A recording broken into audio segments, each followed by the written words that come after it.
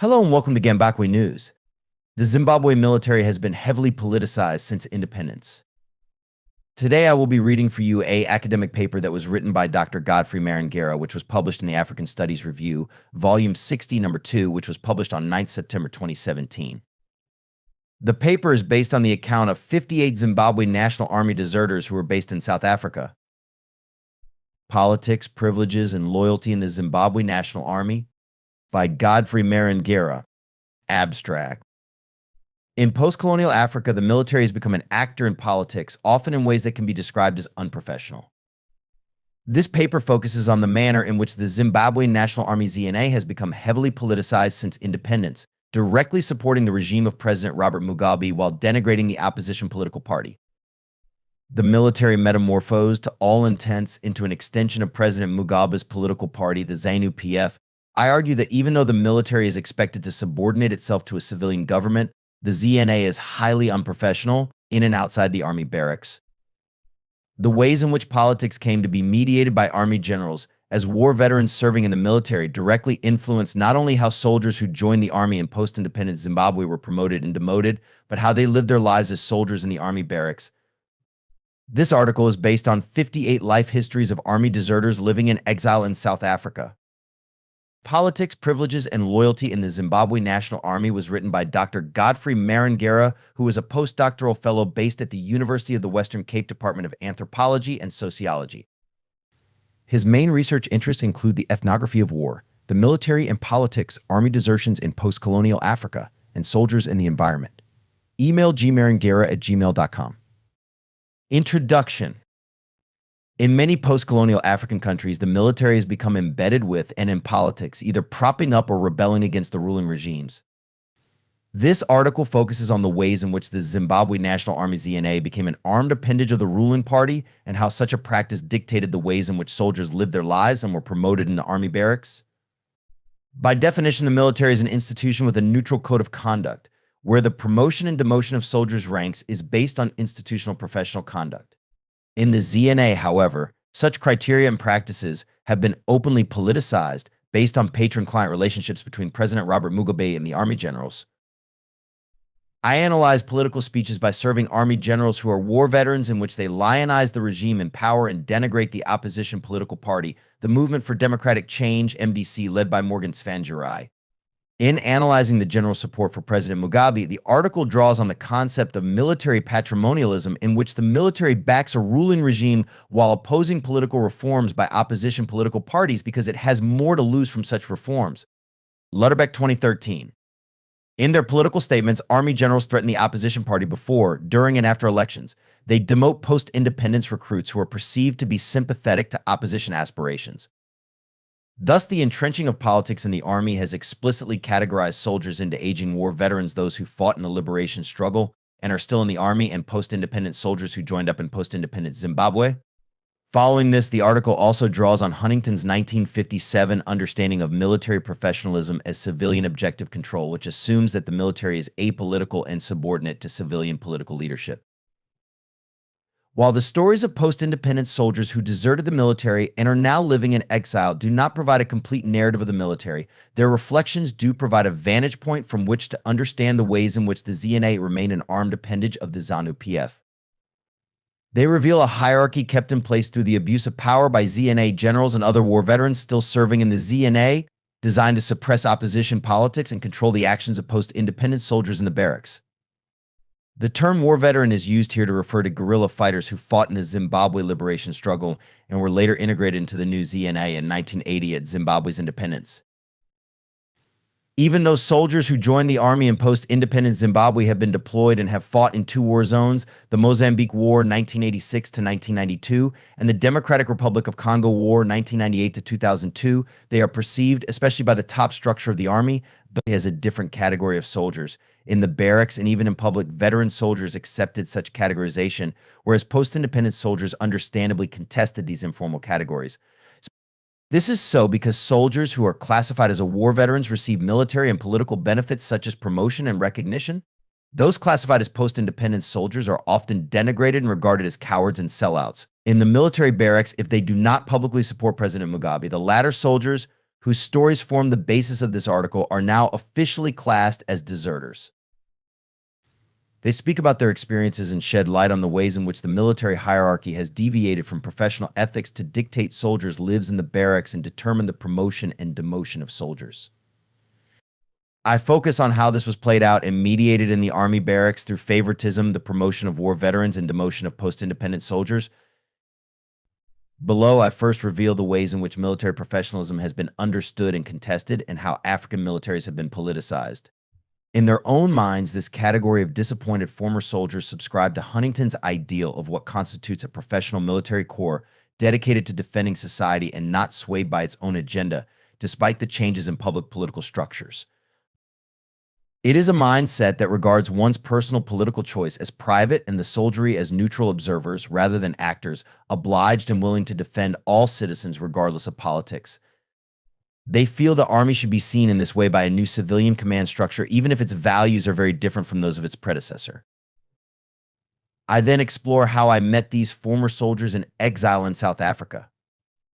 I provide background on the ZNA, describing how it was formed and later to professionalize through invasive involvement in politics, which led to the desertion of many of my participants and their finding refuge in exile in South Africa. In the last section of the article, I discuss the narratives of post-independent soldiers regarding what they consider the unprofessional practice of the Army, thereby helping to reveal how they understand professional conduct within the military barracks. Politicized armies, Africa and beyond. The active involvement of the military in politics is neither unique to Africa nor a new phenomenon in Zimbabwe. Early scholars such as Huntington 1957 argue that if military professionalism is to be achieved, the military has to subordinate itself to civilian politics, a practice that he calls objective civilian control. Features of military professionalism include integrity, competence, obedience, honor, and trustworthiness. Kahn, 2009, Sarkeesian, Connor, 2006, Moscow's et al. 2000. However, military professionalism is a broad concept, often difficult to define both in theory and practice. For Sarkeesian and Connor, 2006, military professionalism is characterized by at least two tiers. On the one hand, the relationship between the military and national leadership, and on the other, practices within the military itself. This article examines both tiers, especially the ways in which the former affects the latter. Thus, while scholars such as Janowitz 1960 emphasize that the military is a constabulary force, with an obligation to protect the citizens, Caforio 2007 maintains that the sole client of the military is the state.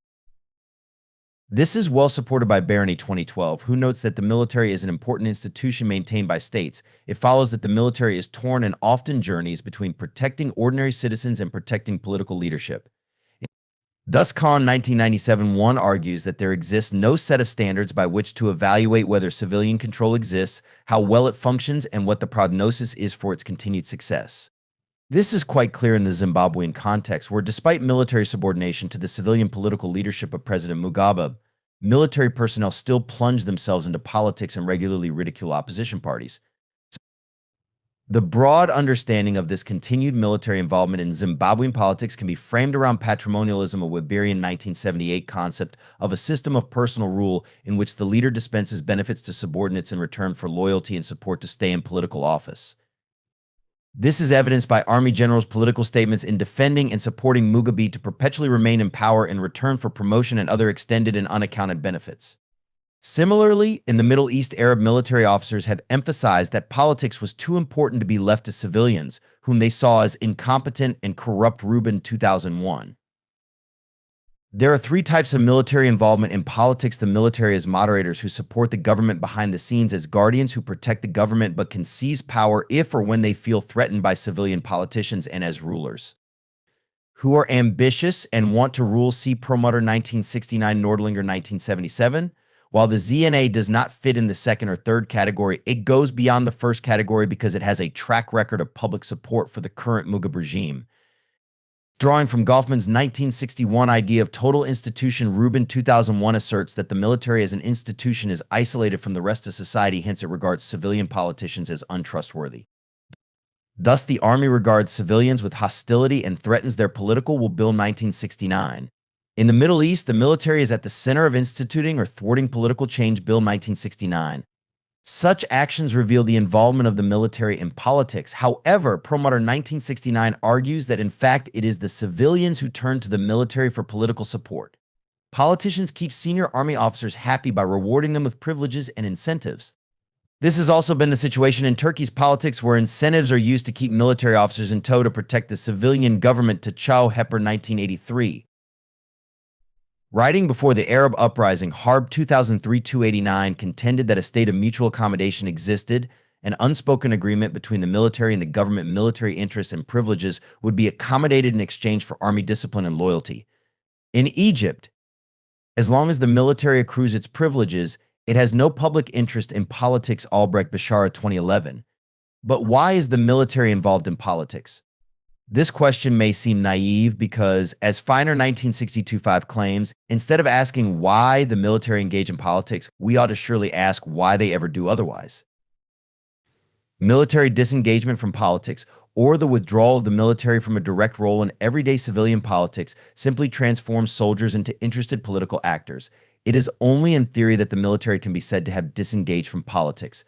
As Harb 2003 observes, even though there have been calls to reprofessionalize the military in Egypt, army generals remain connected with politicians.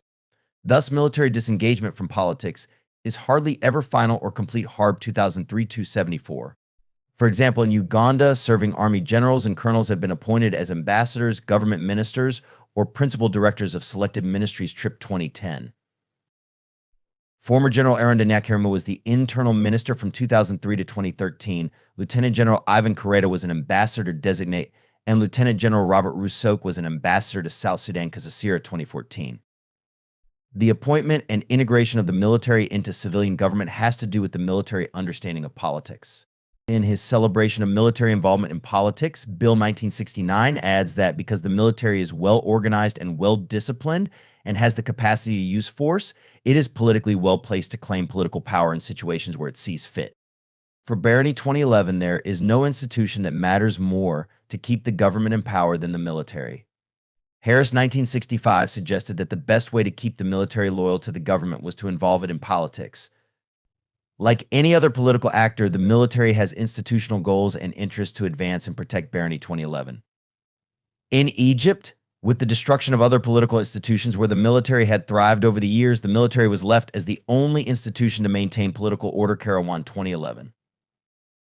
However, the Egyptian military did not show awareness of the responsibility it had to take on to lead in political governance, and this was clear in its lack of transparency or constitutional amendments to prepare for new democratic elections. Albrecht Bashara 2011.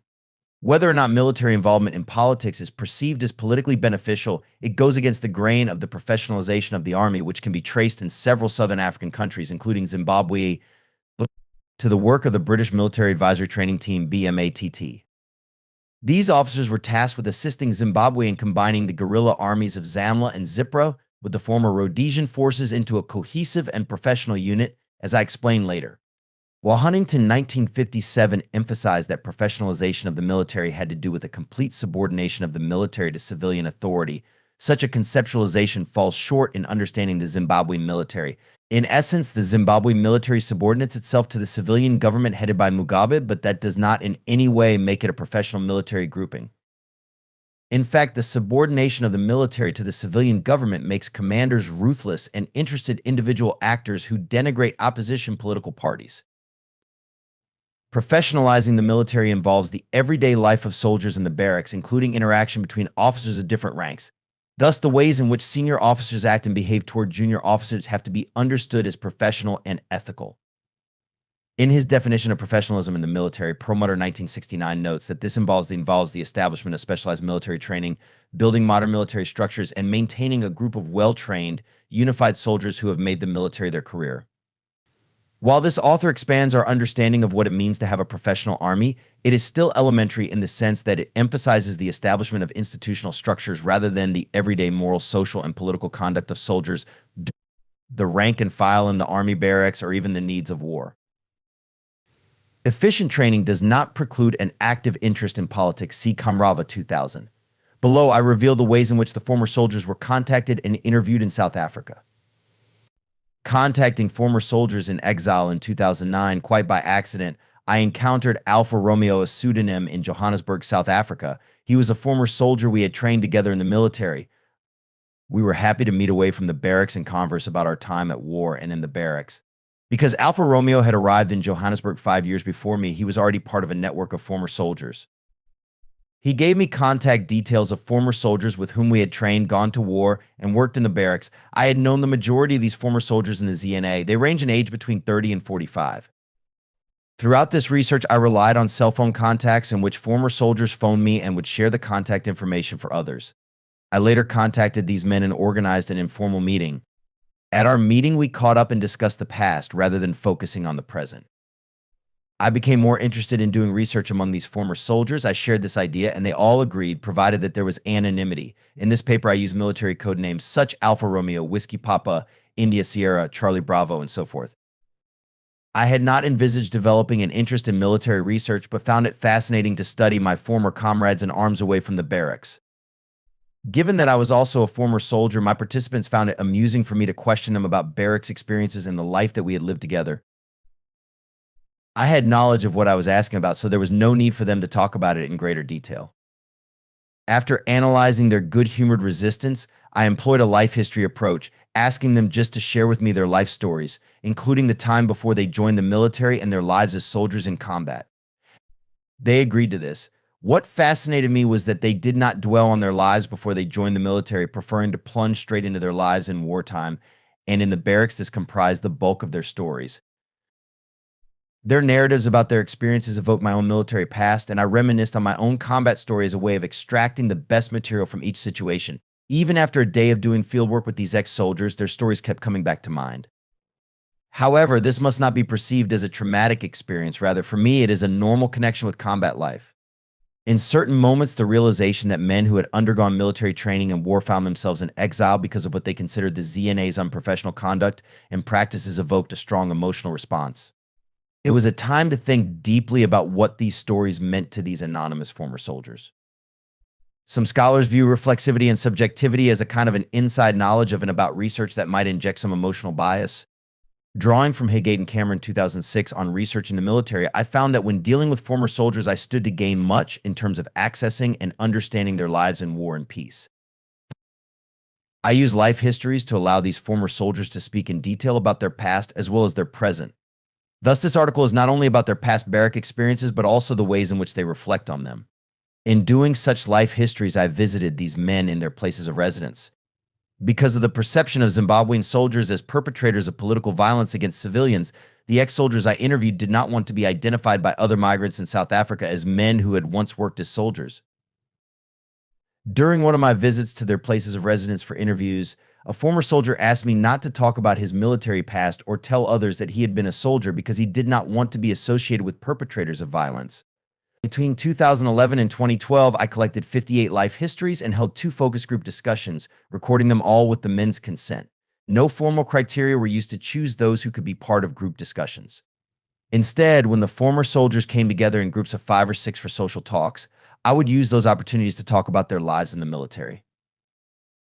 Because they have strong networks drawn from their military past, it would have been difficult, if not impossible, for a person with no military background to gain access to them, given their fear of possible retribution. I understand that in some cases, researchers with no military background do succeed in interviewing former soldiers, but this would not have been feasible with my participants. Since they were regarded as army deserters, they were not willing to talk to outsiders. For fear of being spied on by Mugabe's intelligence officers, who were and are believed to be present in South Africa. The ZNA and politics. The Zimbabwe National Army was formed at independence in 1980 through the integration of rival political factions, 2 former guerrilla armed forces, and the Rhodesian Security Forces white and black soldiers. The 2 guerrilla forces were the Zimbabwe African National Liberation Army ZANLA, an armed wing of the Zimbabwe African National Union Patriotic Front ZANU-PF led by Robert Mugabe, and the Zimbabwe People's Revolutionary Army ZIPRA, the armed wing of the Zimbabwe African People's Union ZAPU, led by Joshua Nkomo C. Jackson 2011, White 2007, Young 1997. Alexander 1998 reported that the 2 guerrilla formations were divided along ethnic lines, with ZANLA dominated by the Shona and ZIPRA by the Indabel, hence their recruitment was also mainly in Mashonaland and Matabeland provinces, respectively. The integration of guerrilla armed formations in the new ZNA was supervised by the BMATT from 1980 to 2001, see Krieger 2003, Young 1997, Alal 1995. The idea was to ensure that the newly formed army adhered to certain professional benchmarks, guidelines, and codes of conduct, and to ensure that the ZNA was technically up to international standards, as well as educated in military ethics. Alal 1995, Tendi 2013. ZANU-PF, led by Robert Mugabe and the Zimbabwe People's Revolutionary Army ZIPRA, the armed wing of the Zimbabwe African People's Union ZAPU, led by Joshua Nkomo, C. Jackson 2011, White 2007, Young 1997. Alexander 1998 reported that the two guerrilla formations were divided along ethnic lines, with Zamla dominated by the Shona and ZIPRA by the Ndebele, hence their recruitment was also mainly in Mashonaland and Matadoland provinces, respectively. The integration of guerrilla armed formations in the new ZNA was supervised by the BMATT from 1980 to 2001, see Krieger 2003, Young 1997, Alal 1995. The idea was to ensure that the newly formed army adhered to certain professional benchmarks, guidelines, and codes of conduct, and to ensure that the ZNA was technically up to international standards, as well as educated in military ethics. Alal 1995, Tendi 2013. Despite the BMATT presence, there were still clear ethnic divisions and lines of allegiance in the new Army, White 2007. This was evident in 1983 when the 5th Brigade, trained by the North Koreans and largely dominated by Zamla forces, was deployed in Matadoland province to destroy arms caches and suppress an alleged uprising of ZIPRA dissidents. Jackson 2011, Alal 2012, Alexander 1998. The operation was dubbed Gukurahandi, which translates as the first rain which washes away the chaff. White 2007, Jackson 2011. In this case, the Ndebele people were seen as the chaff to be decimated. In her observations about the new ZNA, Alexander 1998 notes that the former ZIPRA soldiers were victimized by Zamla forces, and this led to their desertion. When ZAPU leaders such as Lookout Masuku and Damiso Dabingwa were arrested but found not guilty, they were detained indefinitely without legal trial. Masuku died of meningitis after his release from prison, but there was some suspicion about the cause of his death. The desertion of former ZIPRA soldiers was compounded by the forced exile of Joshua Nkomo, their leader. Those who deserted were labeled dissidents. The deployed 5th Brigade hunted down dissidents and in the process killed more than 20,000 civilians. Alexander 1998. As a way of halting this form of military violence, in 1986 the Unity Accord was signed between Mugabe and Nkomo, with the latter being appointed second vice president of the country. As part of strengthening the new army, the ZNA embarked in 1986 on a mass drive to recruit young men and women who had not been part of the liberation struggle. This mass recruitment formed the 6th Brigade. The idea was to regenerate the army by introducing new blood and to build a stronger and professional army disconnected from politics. See Maringira 2015, Young 1997. A conversation with my participants revealed that during the initial recruiting drive up to the year 2002, the Army aimed to recruit youths with at least 5 ordinary level O-level passes for general duty soldiers and 6 points advanced level O-level passes for officer cadets. In order to shore up military support for Mugabe, however, from early 2000, the Army targeted people from poor families, even those with only a grade 7 qualification, provided they were drawn from ZANU-PF youth wings. In essence, the early post-independence violence in Matadoland testifies that the ZNA has never been professional in its code of conduct. Massanunger 2011. Thus, scholars such as Aleo 2012 contend that Zimbabwean politics and the military have always been intertwined.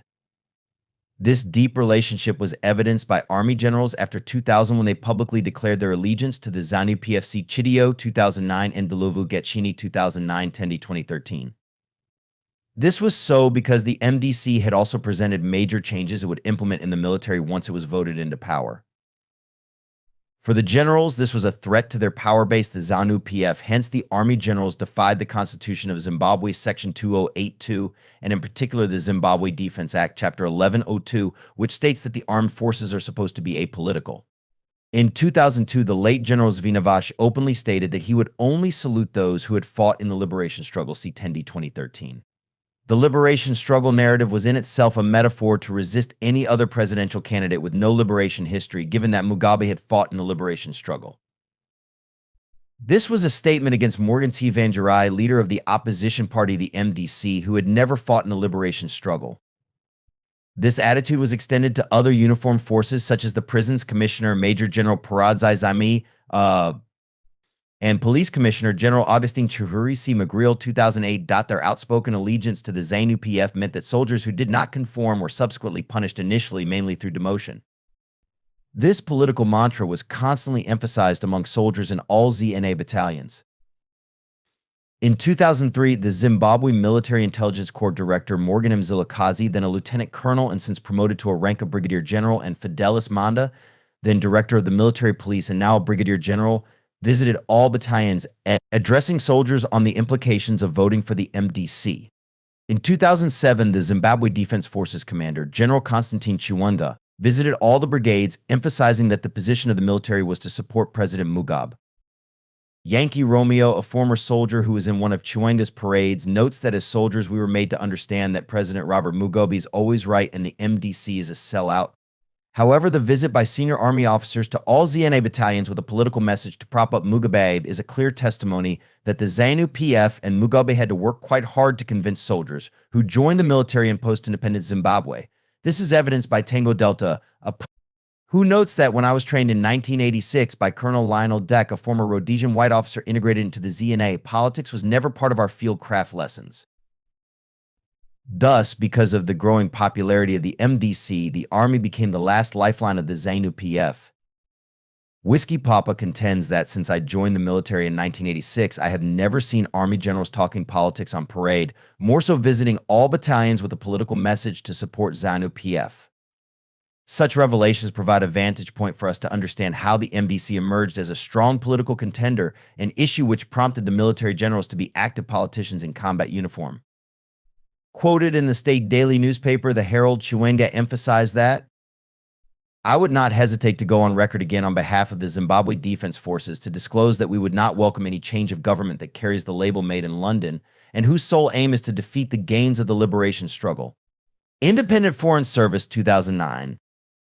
The general's misguided assumption was that opposition politics in Zimbabwe was founded in Britain, hence his political efforts to block the will of the people through military threats. Such an explicit political threat by the Zimbabwe Defense Forces General Commander testified that Mugabe was strongly backed by the army. It was not a secret anymore. This is what Rupiah 2011 refers to as the politicization of the military, in which the military became actors in Zimbabwean politics.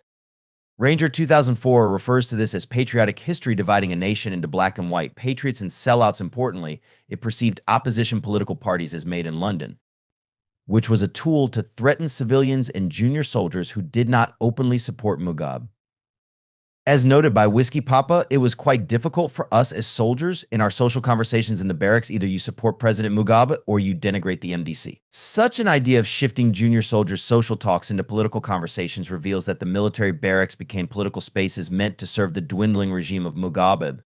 But why is it that the Zimbabwe Army generals were so deeply involved in politics at a time when the country was in dire economic and political crisis? There are at least three relevant observations. The opposition political party, the MDC, was advocating security sector reform. In other words, the military was supposed to leave politics to civilians. Army generals benefited from the contested land reform program, through which they were allocated large tracts of productive land violently seized from white farmers in Zimbabwe, and they feared that once the opposition came into power, they would lose their land. Army generals' conditions of service were also strongly tied to their loyalty to Mugabe and public participation in politics. As Mike Tango notes, generals were each allocated at least 3 cars, 1 luxury and 2 for their farms. In addition, generals had access to unaccounted fuel in the barracks, some which was used on their farms. This reveals to us that part of the reason that President Mugabe rewarded military generals was that it was a kind of appeasement to a potential threat. In summary, the government under the ZANU-PF and President Mugabe provided for army generals' personal and family lives. Hence, they were reluctant to support any political processes that would lead to a change in government. This is a typical patron-client arrangement between the political system and the military. Murphy 2003, Weingrod 1968, IKP 2000. As Lutterbeck 2013-32 argues, the reason why a military or security apparatus based on patrimonialism is more likely to oppose political reforms and regime change is that it has more to lose from such reforms. In this case, Mugabe emerges as a patron and the army generals as clients, cooperating in mutually beneficial practices as the former sought protection from the latter. This also serves to explain why serving army generals were continuously on a political rampage, engaging in unprofessional conduct by threatening the opposition political party, the MDC led by former Prime Minister Morgan Tsvangirai. In order to show their political attachment and affiliation to President Mugabe, Major General Douglas N. Kayiramba, promoted in 2012, presented Tsvangirai as a security threat. He underlined that Morgan Tsvangirai doesn't pose a political threat in any way in Zimbabwe, but is a major security threat. He takes instructions from foreigners who seek to effect a legal regime change in Zimbabwe. Daydreamers who want to reverse the gains of our liberation struggle can go to hell. They will never rule this country. Voice of America 2011. These sentiments were more political than military, as the speech targeted the opposition political leader. But whether Army generals' threats to the MDC were a result of the internal dynamics in Zimbabwe or external influences remains a moot question. In his response to Zimbabwe Army generals' political statements, Tendi 2013 presents an illuminating argument. He argues that such political statements by Zimbabwe Army generals are a response to external political influence and the involvement of Western countries, in particular the U.S., in Zimbabwean politics since 2000. The general's political statements were made in response to Western media reports and representations of Mugabe, who was universally portrayed as intolerant. From 2000, the EU and US governments had imposed sanctions on Mugabe and his cronies in the ZANU-PF, including some notable senior military officers. Moreover, the BMATT was withdrawn by Britain and efforts to professionalize the ZNA were abandoned. All these issues reportedly angered the generals and fed into their consequent harsh responses to opposition politics in Zimbabwe. While Tendi's arguments seem correct, I also argue that internal dynamics, especially in the Zimbabwe military, add to our understanding of why the generals behaved the way they did in constantly debasing the MDC. The former soldiers' stories, like that of Sierra Romeo, show that generals and other war veterans in the army were fighting for their own career benefits like promotion. Tango Alpha Tango notes that it was well known that from the rank of lieutenant colonel to general they are political ranks. Thus, the majority of generals who openly threatened Morgan Tsvangirai were promoted. For example, Major General Kayiramba, then Brigadier General and commander of the 3 Brigade, made inflammatory statements. Within months, he was promoted to the rank of Major General and transferred to Army headquarters in Harar. Apparently, public threats to the opposition political party were a resource for promotion in the Army. Similarly, in 2008, Major General Chidanda ordered soldiers to vote for the ZANU-PF. In his speech at a parade, he publicly said, "We cannot be seen supporting a political party that is going against the ideals of a nation." ZANU-PF came about as a result of a liberation struggle which saw many of the country's sons and daughters losing their lives. As soldiers, we must support ideologies that we subscribe to. I, for one, will not be apologetic for supporting ZANU-PF because I was part of the liberation struggle. Zimbabwe male soldiers are not apolitical. We have signed an agreement to protect the ruling party's principles of defending the revolution. If you have another thought, then you should remove your uniform. The Constitution says the country should be protected. We shall therefore stand by our Commander-in-Chief, President Mugabe Sapa DPA 2008. In this speech, Major General Chidanda used the history of the liberation struggle to generate support for Mugabe's regime. This is what Ranger 2004 Billion refers as Mugabe SM, the celebration of Mugabe as the alpha and omega of Zimbabwean politics. See also Tendi 2008. In this case, it is soldiers in uniform who are supposed to vote for President Mugabe. The ZNA general statement that soldiers who oppose President Mugabe should remove their uniform was not only for public consumption in the media and practice. Soldiers were made to understand that the ZANU-PF dictated the ways in which the military had to function. The ways in which the Constitution was incorrectly applied simply meant that the army was intolerant of the opposition political party. In fact, the Constitution states that the military shall protect the entire nation, not the ZANU-PF as a political party. The Constitution does not in any way state that the ZANU-PF will be protected from other political competitors, and ZANU-PF does not equate to the nation. For army generals, however, the ZANU-PF comprised the nation that had to be protected against any would-be political opponent trying to win votes in Zimbabwe. What should be noted is that the army generals were not alone in this clientelism. In a speech to a group of war veterans, President Mugabe confirmed the political marriage with the military and thanked them for supporting his regime. He noted, "We are grateful to war veterans and the military for playing their role. We extended their contracts when they had expired so that they could assist us in fighting the opposition. We came out victorious." Mambo 2016. It follows that while President Mugabe is defended by the military, army generals' positions and tenure are protected by him in return. Thus, the confirmation by Mugabe revealed a deeply seated historical relationship between the army and the ZANU-PF CLO 2012, Chung 2006, Mazurar 2011, Mahanda 2011. The distinction between the ZANU-PF and the ZNA is completely blurred. The ZANU-PF overshadowed all structures of governance and all national institutions. The patron-client relation still favors and prioritizes army generals, viewed as the vanguard of the army and of the nation, with Mugabe as the driving force. The aspirations of more recent recruits post-independence soldiers to serve their country were directly affected by the ZANU-PF infusion of national politics to control life in the barracks.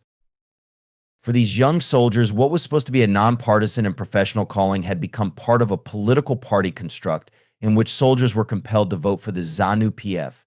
The army had become a ZANU-PF tool embedded in politics and directed by politicians. Soldiers were coerced to openly support and proclaim ZANU-PF as their employer.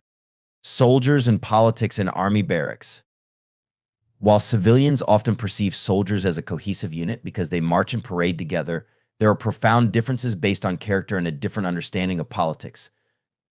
The narratives of my participants reveal that soldiers in the ZNAA barracks were and continue to be divided between two categories: liberation veterans and the soldiers who joined the army in post-independent Zimbabwe, who mainly hope to pursue a professional military career. The majority of my participants deserted the army because of political persecution, such as being targeted on the parade square and being punished and tormented in the barracks by veteran soldiers. As noted by Alpha Lima, if you are late on parade square, the regimental sergeant major RSM will say you were attending an MDC rally. In the military barracks, soldiers were not allowed to read privately owned newspapers such as the Daily News and the Standard, listen to Voice of America broadcasts, or tune in to CNN, BBC, or Al Jazeera because they were viewed as the mouthpieces of the MDC. In his narrative, Sierra Mike says, it was well known that tuning to CNN and or BBC was regarded as disobedience to lawful command, which was in itself a chargeable offense, but to say these army deserters all supported the MDC would be a misrepresentation. Rather, they would say that they supported neither the MDC nor the ZANU-PF. They were merely trying to be professional soldiers. The fact that they did not publicly support the ZANU-PF or ridicule the MDC as their commanders did was wrongly perceived as support for the opposition party. As revealed by Charlie Mike, I was never trained in politics, but the gun what these former soldiers considered to be professional training depended on their knowledge of weaponry, not politics. Their understanding of military professionalism is similar to that of British serving and former soldiers as described by Woodward and Jenkins 2011, defined around a military identity, which entails expertise and knowledge of surveillance, map reading, and so forth. For my participants, politics was literally a foreign and unknown practice. For Alpha Bravo, there were two different armies in the Zimbabwe National Army. I remember the brigadier telling the brigade sergeant major that you must beat all young soldiers so that they can be disciplined. You must treat them roughly. I remember him emphasizing that only war veterans must be respected, but these other ones who are not war veterans deal with them. The distinction between veteran soldiers and junior soldiers was made clear by senior officers in the military, such as the brigadier. The hierarchy of command was clearly used to discipline young soldiers who were subjected to beatings. While veteran soldiers were shown respect in the army barracks, soldiers who joined the army in post-independent Zimbabwe were made to suffer. The whole idea of dealing with them simply translated into the abuse of junior soldiers, making them realize their precarious position as the other. In uniform, they were targeted for exclusion from what any professional soldier should enjoy in uniform professional conduct. This was also manifested through the politics of promotion in the army barracks. Whiskey Papa emphasized that. There was favoritism, with war veterans being treated like a grade A army and the rest of us being grade B, C, or D. The military must be cohesive. It must have a single identity. It must operate in a professional manner whereby abilities are the only things that should be considered in a person's promotion. It should not be about duration in your military. In a professional army, promotions are determined by expertise, ability, and education. See Perlmutter 1969. They are based on merit, Lutterbeck 2013. But in situations where the military is politicized, military patrimonialism overrules the professional code of conduct. See Murphy 2003. The concept of military patrimonialism reveals the ways in which political leaders redistribute resources to individuals and not to the institution in return for loyalty and political support. Picture ETL 2009, Lutterbeck 2013, Crouch 1979. In this case, distribution of such resources is driven by political favoritism and cronyism. Lutterbeck 2013-32. In such a context, the promotion of soldiers is based on patronage. But this does not mean that those who practice this kind of patronage are not aware of professional conduct. Rather, clientelism becomes a template for promotion to advance certain political agendas. As Lutterbeck 2013 notes, patrimonialism is individual, not institutional, but it becomes institutional when individuals entrench their thoughts, actions, and experiences in institutional practices. This reveals to us that military promotions in a politically volatile situation are wholly subjective. Thus, military patrimonialism is not just a tactic or strategy employed at certain political moments, it is an embodied practice. See Bourdieu 1990 in military barracks, which leads men in uniform to act in specific ways. For Whiskey Papa, this was unprofessional because an army should promote individual soldiers based on merit. Look at it, it's not about the type of people. If you have abilities, you are supposed to be promoted according to your abilities because this is a national institution. This is about national security. It's not about allegiances. It is not about the period you have served in the army. When you join the army, you join a professional organization in which your abilities are the reason for the promotion process, but that was no longer happening. We were now seeing two armies. There was the lesser army and the main army, yet we are not saying that all war veterans were bad. No, that's not the case. There are a lot of good war veterans, very good guys, but they ended up also being made to believe that they are more superior, but that was never the case. The feelings of frustration, anger, and othering in the ZNA were echoed by many soldiers. They questioned and criticized the army for having no uniform standard for promotion. It was clearly stated in the ZNA promotion memoranda that to be promoted from the rank of corporal to sergeant, one had to pass military courses such as junior tactics and squad drill. To be promoted from the rank of sergeant to staff sergeant, a senior tactics course had to be passed. To become a warrant officer class 2, the successful completion of a ceremonial drill course was a prerequisite. Such promotion standards were not followed, and in reality, ZANU-PF politics took the lead in determining promotion. War veterans were consistently promoted without having to complete and pass the necessary military courses. Tango Oscar, who was with the Mechanized Brigade, noted that I had all the military courses, squad drills course, junior tactics, instructor's course, ceremonial drill, and other cadre courses, but my promotion to sergeant was stopped. My commander said there are many war veterans waiting for this promotion. When the army became deprofessionalized, professional and known ways of promoting soldiers were negated. At one time, I worked in the battalion as a clerk, and one of my own observations was that by 2010, the majority of the war veterans were already in their 50s. In reality, this meant that physically they were no longer able to endure the rigors of tactical military courses. Such courses were physically demanding, and few veterans were up to the task. I remember some of the veterans in the barracks saying, "We are too old now, we can't do anything now, and it is now for you, the younger generation," even though they would say that they were still demanding and waiting for their next promotion. They wanted to command, although they could no longer work. Another reason that war veterans could no longer attend military courses was that all tactics courses in the ZNA were conducted in English, and the majority of veterans were largely unable to use English or write it at length. This was different from soldiers who joined the army in post-independent Zimbabwe, many of whom had done their ordinary level, including English as a subject. A few had done advanced level studies and entry qualification to university studies. In all tactical military courses, at the end of every week for 6 months, soldiers had to take a test. If a soldier failed 3 tests, he or she was returned to his or her unit. This was popularly known as RTU, return to unit.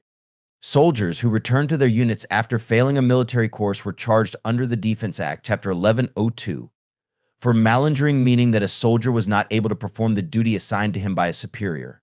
In order to circumvent RTUs and avoid being charged, Army veterans covered each other's backs, for example, by not sending veterans to military courses that would require them to take tests in English, because they almost always failed and could be charged as a result.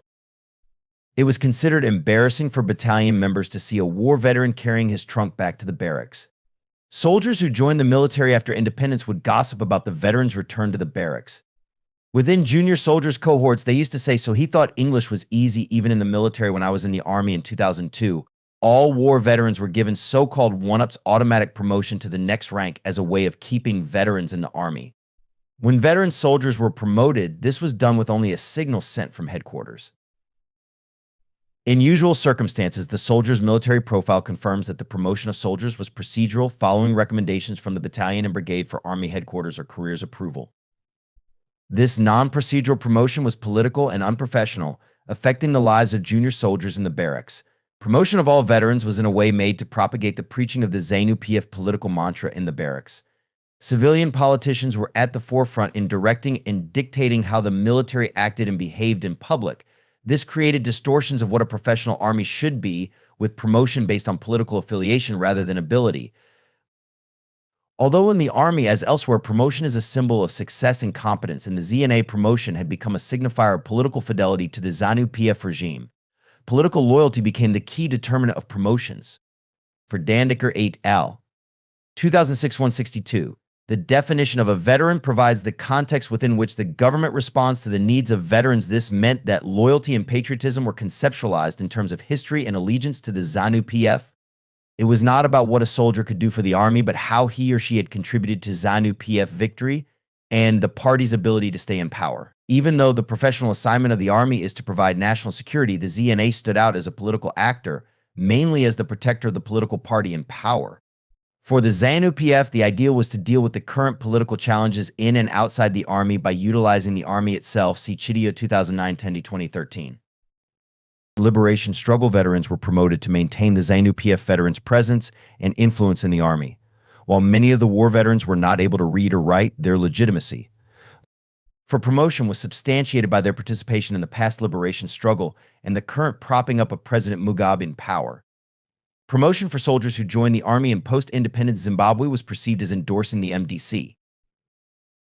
By contrast, the advancement of war veterans was seen as victory for Mugabe and the ZANU-PF. Reflecting on how promotion was done, Bravo Charlie reiterated that, yeah, there were rampant promotions because younger soldiers were now becoming corporals, sergeants, deciding all those things. The other guys, war veterans, were remaining at the bottom, and then they said, no, we fought for this country, we need promotion.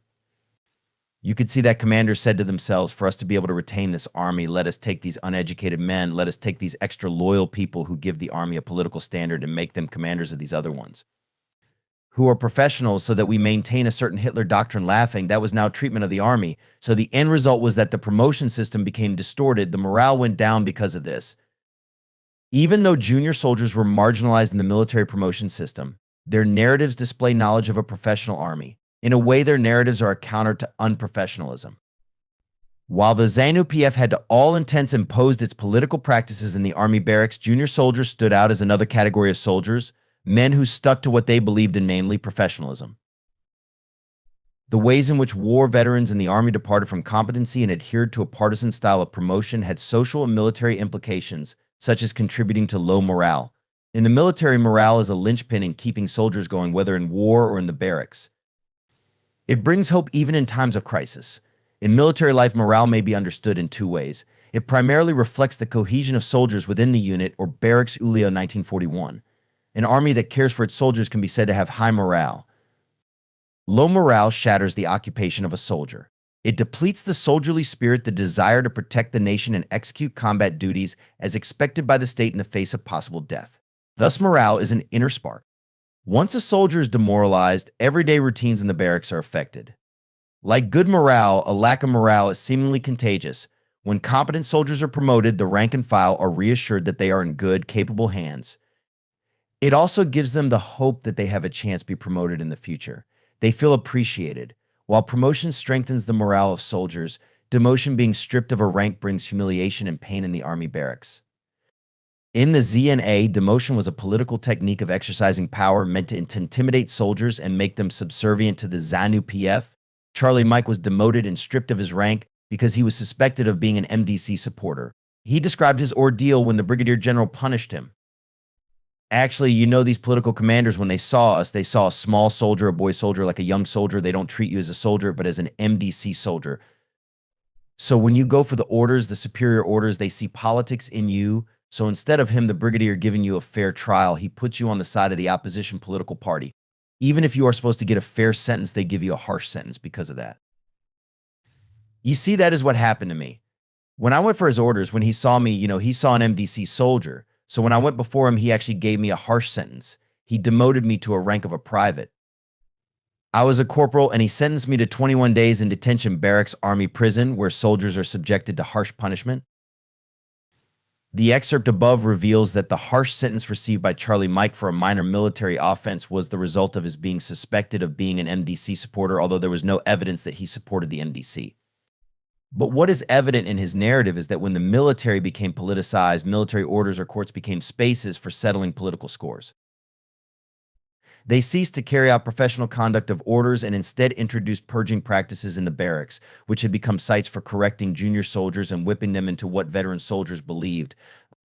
But military discipline and punishment also revealed how politics influenced professional institutional practices in the army and the ways it damaged its capacity to function as a unified force. Rubin, 2001. Charlie Mike used phrases such as boy soldiers or MDC soldiers to distinguish himself from the brigadier. If MDC soldiers existed in the barracks, such a distinction simply invites us to think also of ZANU-PF soldiers in the army barracks.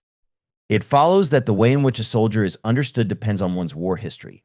If one fell outside the ZANU-PF's liberation history, then he was perceived as an MDC soldier and easily demoted, especially if war veterans regarded him as politically disloyal. Conclusion. This article has revealed the ways in which the Zimbabwe National Army has become and remained politicized in and outside the army barracks, deviating from the professional conduct expected of the military. While in the Zimbabwean context, the military is under civilian rule and government leadership, this does not mean army generals are professional soldiers. Thus, military professionalism is not only about civilian domination of the military, but also has to do with the daily life of soldiers in the barracks, the ways in which they are promoted and demoted, perceived and understood by the commanding hierarchy. The politicization of the military affects cohesion between senior and lower-ranked soldiers. When the military supports the regime in power, military interests are safeguarded in return.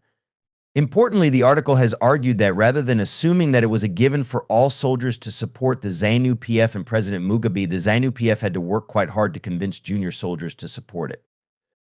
This was made possible through successive generals' visits to battalions and public speeches in which they threatened the MDC. The article has revealed to us that, as evidenced by early post-independence military involvement in violence, the Zimbabwean military has never been professional, and this has been perpetuated during the post-2000 political and economic crisis when the MDC became a political threat to Mugabe and the ZANU-PF.